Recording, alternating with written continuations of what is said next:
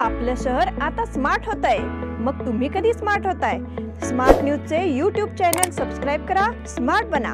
नोटिफिकेशनसाठी bell icon पर click करा. नमस्कार, मैं ओमकार अंगड़ी. स्मार्ट प्लस के आज के समाचार में आपका स्वागत. सबसे पहले एक नज़र आज के सुर्खियों पर.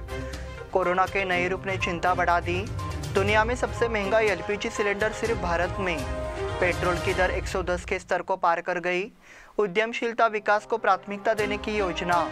किसानों के साथ अन्याय के खिलाफ आंदोलन जारी रहेगा. डॉक्टर अंबेडकर जयंती समिति की बैठक कोगनोली में संपन्न.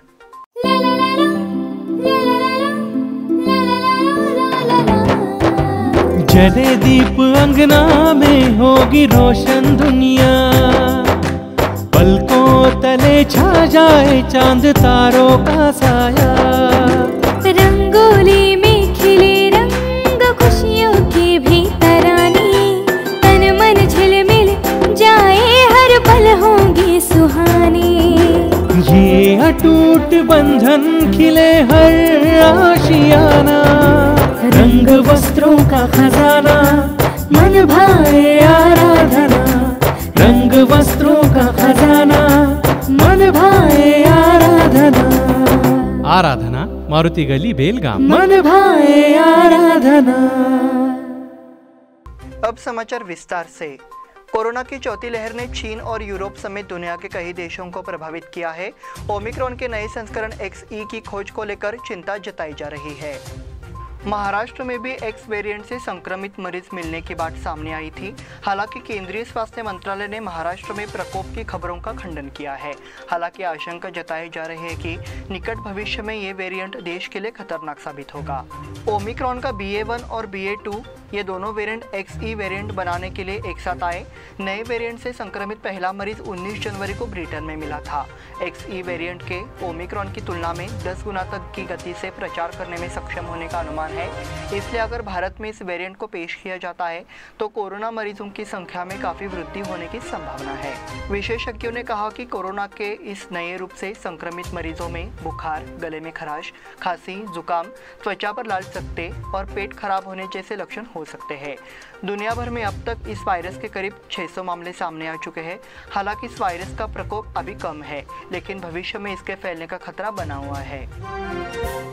दुनिया में सबसे महंगा एलपीजी सिलेंडर सिर्फ भारत में.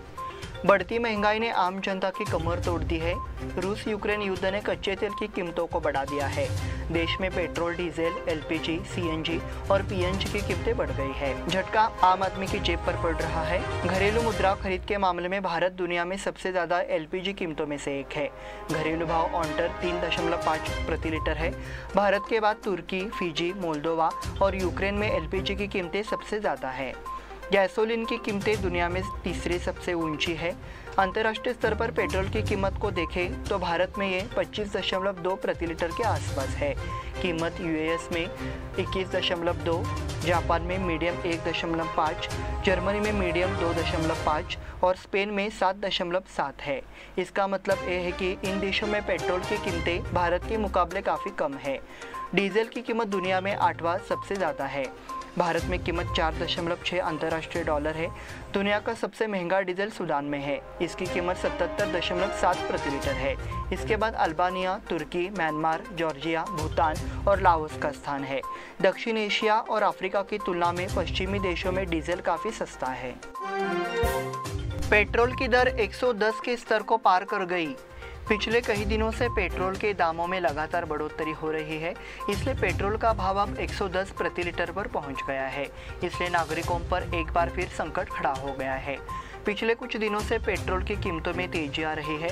इससे मजदूर वर्ग का गुजारा मुश्किल हो गया है. एक महीने पहले आम नागरिकों का मानना था कि पेट्रोल के दाम नियंत्रण में रहेंगे. हालांकि एक बार फिर महंगाई बढ़ रही है. बेलगाम में शुक्रवार सुबह पेट्रोल की कीमत 110.8 रुपये प्रति लीटर और डीजल की कीमत 94.5 रुपये प्रति लीटर थी. मौजूदा दरों में बढ़ोतरी को देखते हुए आने वाले दिनों में इसके और बढ़ने की संभावना है. इसके चलते आम नागरिकों का जीवन ठप हो गया है. उद्यमशीलता विकास को प्राथमिकता देने की योजना। राज्य में उद्यमशीलता को बढ़ावा देने के लिए सरकार एक प्रभावी योजना लेकर आई है। राज्य के उद्योग मंत्री मुरुगेश निरानी से युवा उद्यमियों को इसका लाभ उठाना चाहिए।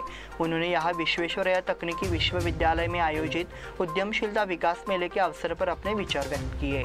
वे बैठक के उद्घाटन के मौके पर बोल रहे थे। उन्होंने राज्य सरकार के उद्योग विभाग के माध्यम से व्यापक अभियान चलाया है।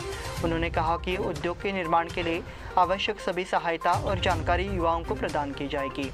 उन्होंने कहा कि तकनीकी शिक्षा प्राप्त करने वाले छात्रों को वरीयता दी जाएगी। इस आयोजन में विधायक Abhay Patil, Sanjay Patil, collector MG Hiremath, X company के सीईओ अरविंद मेलगेरी और अन्य गणमान्य व्यक्ति उपस्थित थे। उन्होंने युवा उद्यमियों के लिए राज्य सरकार द्वारा निर्धारित योजनाओं के लाभों पर चर्चा की। किसानों के साथ अन्याय के खिलाफ आंदोलन जारी रहेगा। बेलगाम जिले के किसानों ने अपने हक के लिए आंदोलन शुरू कर दिया है।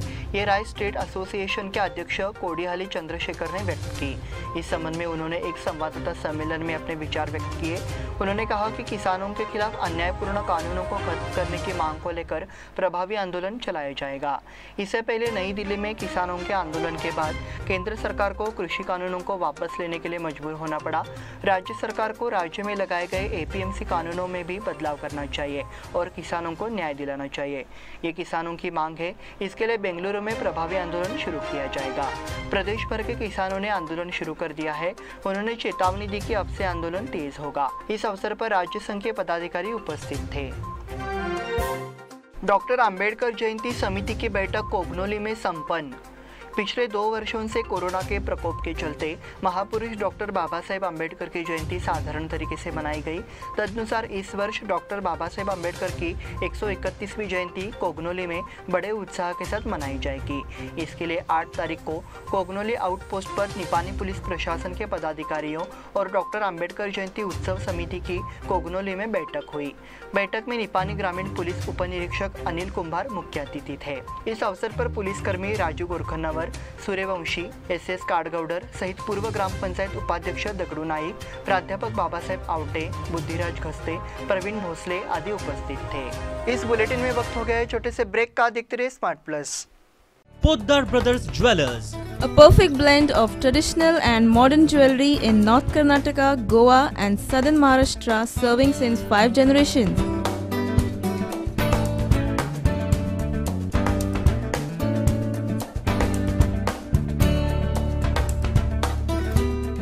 exclusive gold, silver and platinum jewelry showroom.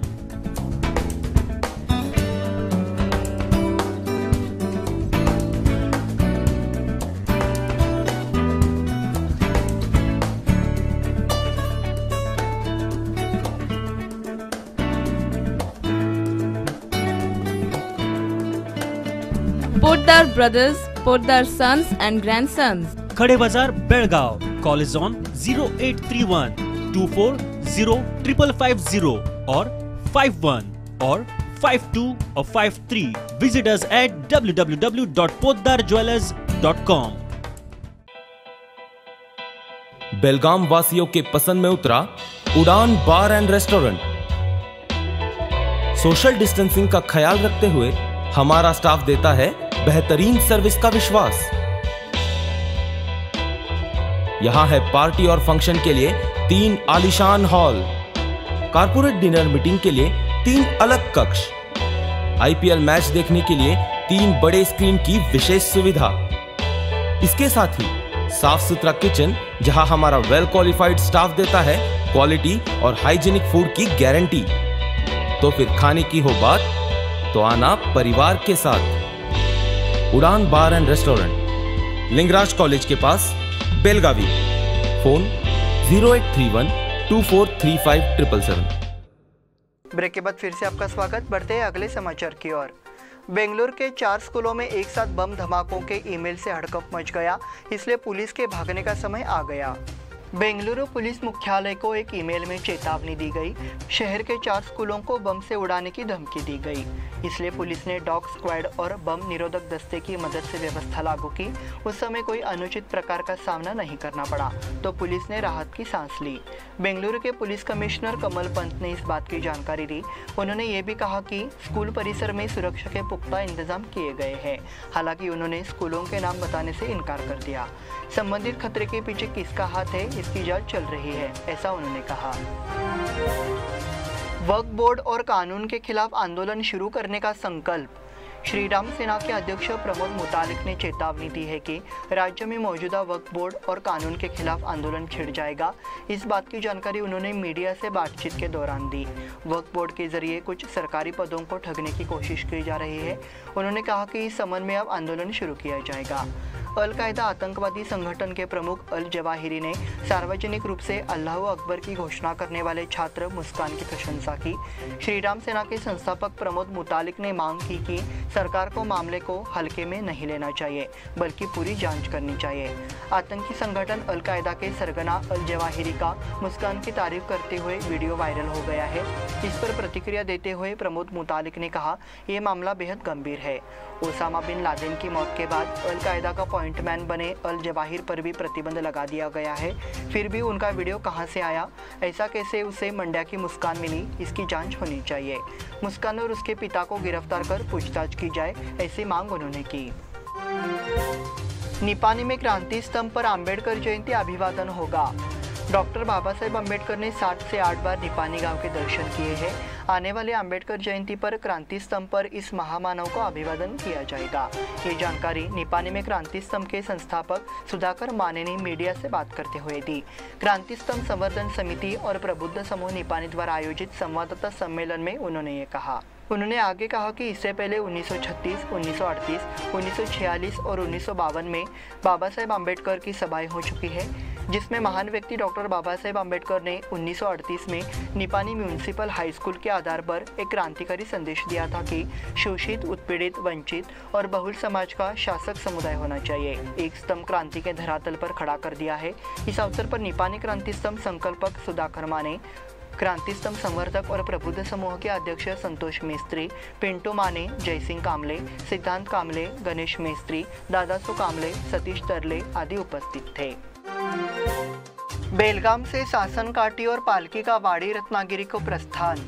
Chaitra पूर्णिमा पर कोल्हापुर जिले के वाड़ी रत्नागिरी में ज्योतिर्लिंग यात्रा आयोजित की जाती है। इस यात्रा के लिए चवाट गली से देवदादा ईरप्पा, दादा की सासन काठी और नार्वेकर गली से ज्योतिबा की पालकी रवाना हुई।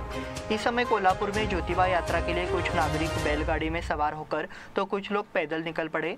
12 तारीख को ये सासन काठी पहाड़ी पर पहुंचेगी। साथ ही वापसी की यात्रा भी उसी दिन शुरू होगी। 21 तारीख को कोल्हापुर सर्कल में अम्बेल यात्रा और महाप्रसाद का आयोजन किया जाएगा। वहीं शाम 5 बजे शिव बसव नगर से चवाट गली तक जुलूस निकाला जाएगा। कार्यकारिणी की बैठक के बाद होगा मंत्रिमंडल का विस्तार। कर्नाटक में 16 और 17 अप्रैल को भारतीय जनता पार्टी की कार्यकारी समिति की बैठक के बाद मुख्यमंत्री बसवराज बोम्मई के मंत्रिमंडल का विस्तार होने की संभावना है। हालांकि नए मंत्रियों की नियुक्ति के लिए कोई तारीख तय नहीं की गई है। मुख्यमंत्री बोम्मई ने कहा कि उनके दिल्ली दौरे के दौरान कैबिनेट विस्तार से जुड़े विभिन्न मुद्दों पर चर्चा हुई। भाजपा के राष्ट्रीय अध्यक्ष जेपी नड्डा राज्य कार्यकारिणी की बैठक में शामिल होने के लिए इसी महीने कर्नाटक पहुंचेंगे। उन्होंने उस समय इस मामले पर चर्चा करने का वादा किया। पार्टी की राज्य कार्यकारिणी की बैठक में अगले साल होने वाले कर्नाटक विधानसभा चुनाव की तैयारियों पर चर्चा होगी। नड्डा ने हमें बैठक की तैयारी करने को कहा है। राज्य कैबिनेट में फिलहाल 30 मंत्री है। केंद्रीय गृह मंत्री अमित शाह ने हाल ही में कर्नाटक का दौरा किया। उन्होंने 2023 के विधानसभा चुनाव में 224 सीटों में से 150 पर पार्टी की जीत सुनिश्चित करने के लिए नेताओं से चर्चा की है। महानगर पालिका ने मकान टैक्स बढ़ाने का प्रस्ताव रोका। पिछले कुछ दिनों में आवास की कीमतों में वृद्धि से मकान मालिकों के प्रभावित होने की संभावना के बारे में काफ़ी चर्चा हुई है। हालांकि शहर में आवास कर बढ़ाने का प्रस्ताव अस्थायी रूप से वापस ले लिया गया है।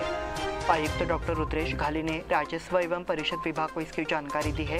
राजस्व विभाग ने लीज में 3% की बढ़ोतरी का प्रस्ताव रखा था। राजस्व विभाग की ओर से परिषद विभाग को प्रस्ताव भेजा गया। प्रस्ताव अनुमोदन हेतु प्रशासक MG हिरेमठ को भेजा जाना था। हालांकि इस संबंध में राजस्व विभाग और आयुक्त के बीच चर्चा हुई। उस समय आयुक्त ने लीज बढ़ाने के प्रस्ताव को तत्काल वापस लेने के निर्देश दिए। OBC आरक्षण की समस्या के कारण वर्तमान में नगर निगम में कामकाज शुरू नहीं है। इसके अलावा जब तक आरक्षण हटा नहीं दिया जाता तब तक नया हॉल अस्तित्व में नहीं आएगा, इसलिए लीज बढ़ाने के फैसले में देरी होगी, ये तय है। अब तक बेलगाम वासियों को बढ़े हुए मकान टैक्स से मुक्ति मिल जाएगी। तैराक अनिकेत पिलनकर का अभिनंदन। मुक्तांकन स्कूल के तैराक अनिकेत पिलनकर ने हाल ही में उदयपुर में हुई राष्ट्रीय सब जूनियर पैरा स्विमिंग चैंपियनशिप में 2 स्वर्ण और 1 रजत पदक जीता। उन्होंने बेंगलुरु में आयोजित राज्य स्तरीय प्रतियोगिता में 3 स्वर्ण पदक भी जीते थे। राज्य मिनी ओलंपिक 18 मई से। कर्नाटक राज्य ओलंपिक संघ और राज्य युवा अधिकारिता विभाग ने 18 से 20 मई के बीच बेंगलुरु के कंठीरवा स्टेडियम में 14 से कम उम्र के लड़के और लड़कियों के लिए राज्य मिनी ओलंपिक खेलों का आयोजन किया है। इस टूर्नामेंट में हर जिले से 10 खिलाड़ी भाग ले सकते हैं। 1 जनवरी 2008 के बाद पैदा हुए खिलाड़ी होने चाहिए। पूर्व सैनिकों की टीम जीती। गोगो स्पोर्ट्स की ओर से संभाजी मैदान में गुरुवार को आयोजित प्रदर्शनी मैच के फाइनल मुकाबले में पूर्व सैनिकों की टीम ने वकील 11 को 8 विकेट से हराकर कप जीता। Umesh coral man of the match बने। हिंडलगा में शनिवार को बॉडी बिल्डिंग प्रतियोगिता। हिंडलगा में हनुमान स्पोर्ट्स क्लब द्वारा 10वीं हिंडलगा श्री 2022 जिला स्तरीय बॉडी बिल्डिंग, हिंडलगा क्लासिक ग्राम पंचायत टॉप 10 और Rudra classic top 10 gym limited body building प्रतियोगिता का आयोजन 9 अप्रैल को शाम 5 बजे किया गया है। हिंडलगा श्री प्रतियोगिता 55, 60, 65, 70, 75, 80 और 85 किलोग्राम के 7 बार समूहों में IBBF की मंजूरी से आयोजित की जाएगी। इसी के साथ स्मार्ट प्लस के आज के समाचार समाप्त हुए। धन्यवाद।